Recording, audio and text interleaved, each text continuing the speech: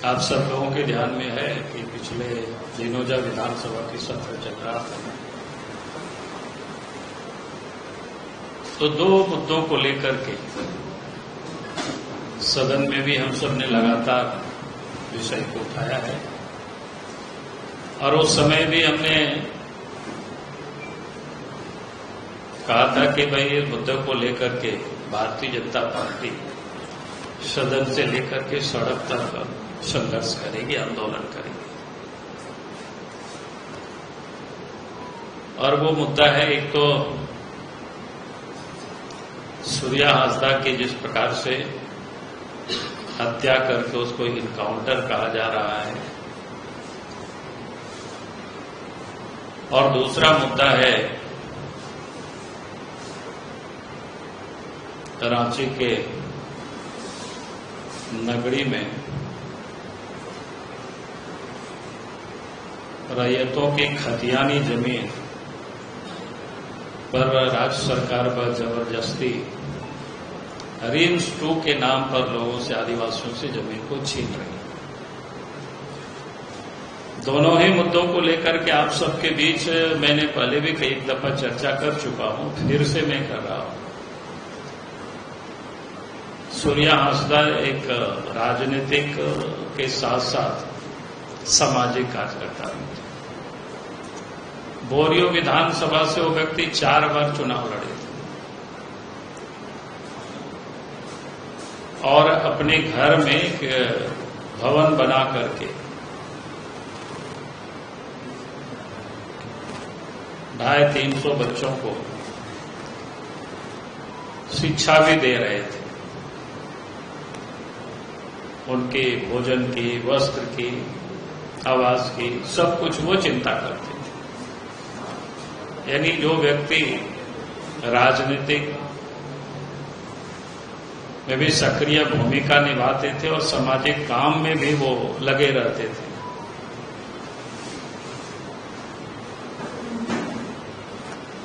और आज की तारीख में हम सबको पता है कि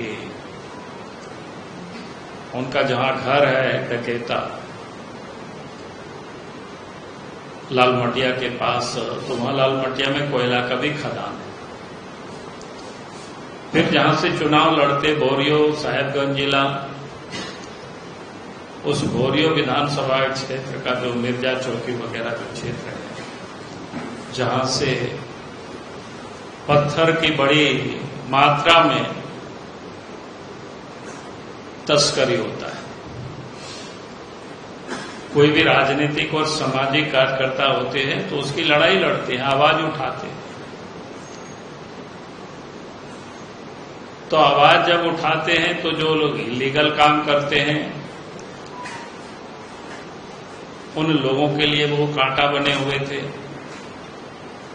और जो लोग इलीगल काम करवाते हैं उन लोगों के लिए भी कांटा बने हुए थे। और मुझे कहने में कोई आपत्ति नहीं है, क्योंकि जब से हेमंत सोरेन के नेतृत्व में सरकार बनी है तो किस प्रकार से इन खनिजों का लूट हो रहा है आप सब जानते ही। और बल्कि उस क्षेत्र में तो सीबीआई ने भी जांच किया, अभी भी जांच चल रहा है, केस चल रहा है। कौन कौन कैसे कैसे लोग इन्वॉल्व है वो किसी से छुपा हुआ नहीं।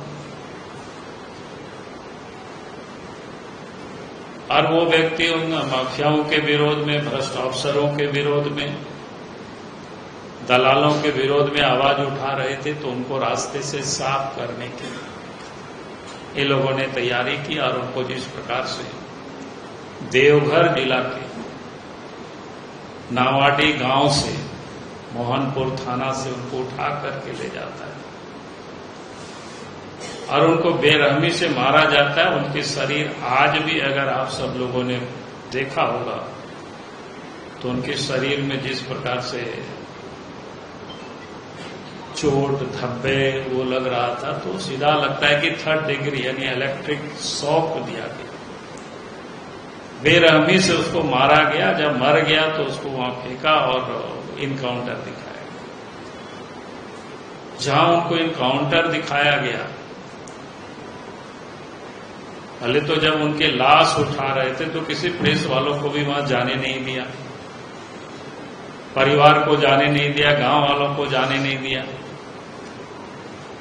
ताकि कोई और सबूत लोग देख नहीं सके, और सीधे वहां से हॉस्पिटल लेकर तो उनको पोस्टमार्टम करा और फिर लाश लोगों को सौंप दिया परिवार वालों को। वहां जब लोग गए, पब्लिक भी गए और मीडिया के लोग भी गए, तो वहां कोई खून के धब्बे भी नहीं थे। जहां इनकाउंटर होगा, गोली लगेगी तो स्वाभाविक रूप से खून के छींटे तो जमीन पर गिरा हुआ मिलेगा ही मिलेगा, लेकिन कहीं नहीं। इससे बिल्कुल साफ होता है कि उनकी हत्या कर दी गई और वहां उनको फेंका गया, और फेंकते समय उनको गोली मार दिया गया, क्योंकि ब्लड कहां से निकलेगा, पहले ही मारे हुए थे। सत्ता में बैठे हुए लोग कहते वो अपराधी थे, तो उनके ऊपर जहां 24 केस लोग बताते हैं, तो 14 केस पर वो जब समाप्त हो चुका था। 5 केस पर वो बेल आउट थे, 5 केस प्रोसेस में था, कोई उनके ऊपर वारंट नहीं था। एक होता कि वारंट है, वारंट में वो हाजिर नहीं हो रहे हैं, तब उसका भी प्रोसेस होता है, कुर्की जब्ती होता है। और फिर जहां उठाए तो वहां भी लोगों से शिनाख्त कराते, जहां गिरफ्तार किया कि भाई हाँ इनको इतना बजे यहां से गिरफ्तार करके ले जा, लेकिन कुछ भी पुलिस नहीं सब काम नहीं। तो मैं कह सकता हूं कि उनकी हत्या हुई है, इसलिए हम सब लोगों ने विधानसभा में भी मांग की थी कि इसकी जांच से कैसी होनी चाहिए। और वास्तव में सरकार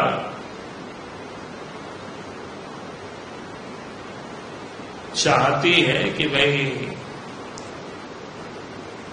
पुलिस दोषी नहीं है और उसमें सरकार की कहीं भी कोई इन्वॉल्वमेंट नहीं है, तो फिर सीबीआई जांच से सरकार को भागनी नहीं चाहिए। दूसरा मुद्दा रिम्स 2 को लेकर के, नगड़ी की जमीन को लेकर के, आप सब लोगों को फिर से जानकारी मैं दे रहा हूं। 56-57 में बिहार सरकार उस जमीन को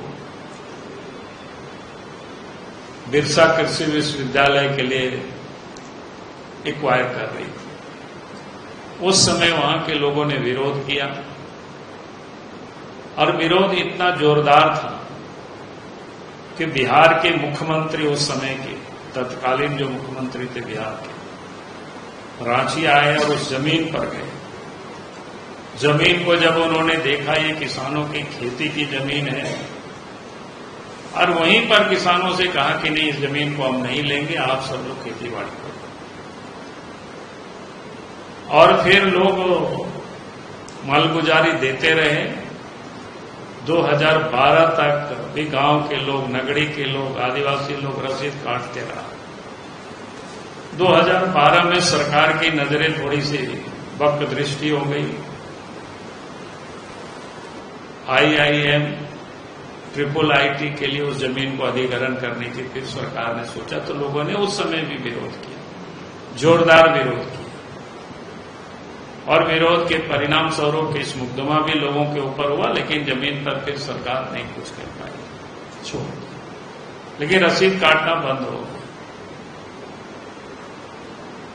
और इधर जब हेमंत सोरेन दूसरी बार सरकार बने, तो बस रिम्स 2 के लिए फिर से उस जमीन पर उनकी नजर पड़ी, और उस आदिवासी जमीन को फिर से कब्जा करने की कोशिश कर।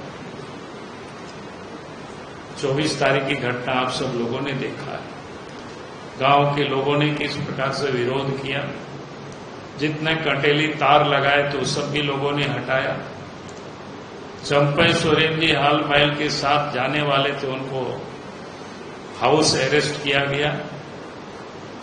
लेकिन वो गांव के लोग चारों तरफ से, सामाजिक, राजनीतिक, कई नेता, लीडर, सब लोग पहुंचे।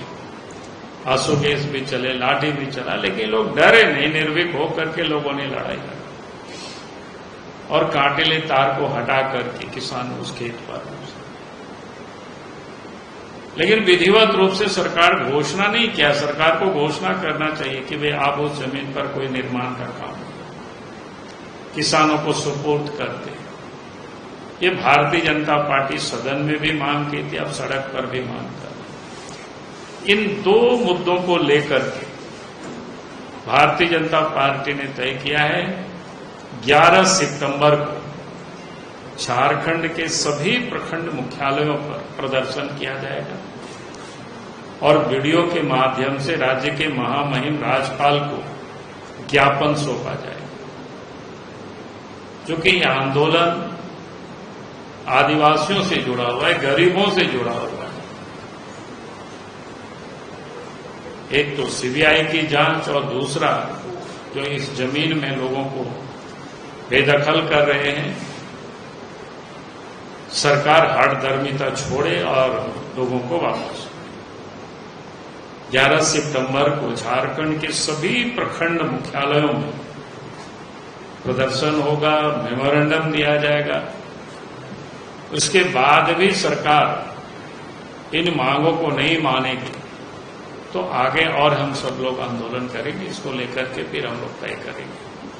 अभी जो हम सब ने जो तय किया है, तो मुझे लगा कि आज आप सब लोगों के माध्यम से हम राज्य की जनता को भी बताना चाहेंगे कि भाई किस प्रकार से झारखंड में झारखंड सरकार काम कर रही है। जो सरकार कहती है आगुआ सरकार है, आदिवासियों की, दलितों की, गरीबों की बात करती है, लेकिन आज सबसे अधिक अगर आज लूटे जा रहे हैं, पीटे जा रहे हैं, मारे जा रहे हैं, तो गरीब आदिवासी ही भुक्तभोगी है। इसकी पार्टी उसके लिए खड़ी है, सदन से लेकर के सड़क तक उस लड़ाई को लड़ेंगे। बहुत बहुत धन्यवाद।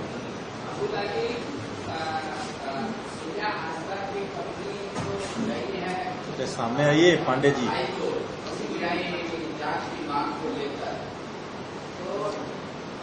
क्या इसमें बीजेपी भी इंटरवेनर करे ताकि अच्छा से पक्ष रखा जा सके, क्योंकि आप इस तरीके से कर रहे हैं आपकी जांच में? नहीं, बीजेपी तो हम जनता की अदालत में जा रहे हैं। बाकी कोई अगर व्यक्तिगत कोई करेगा तो हम नहीं जा सकते उस बारे में। बाकी आपने बताया कि उनकी पत्नी, उनकी मां हाईकोर्ट गए, तो कोर्ट बारी के मामला को देखेगा। लेकिन हम एक राजनीतिक पार्टी हैं, हमारा एक दायित्व बनता है कि कहीं अगर इस प्रकार की घटनाएं होती है, सरकार जबरदस्ती करती है, सरकार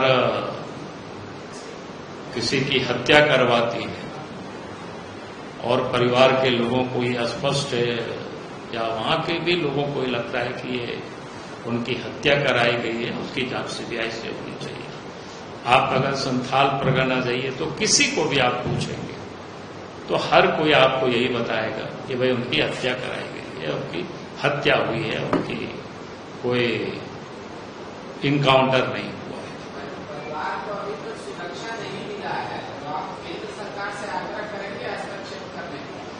देखिए, अभी तो मैं राज्य सरकार से मांग कर रहा हूं। राज्य सरकार का राज्य में दायित्व है और राज्य सरकार को देनी चाहिए।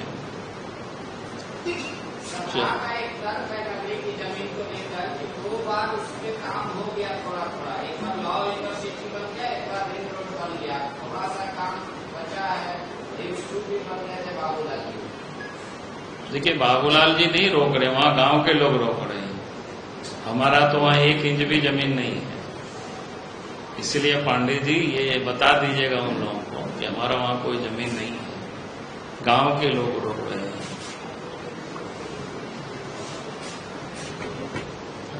चले भाई, बहुत बहुत धन्यवाद।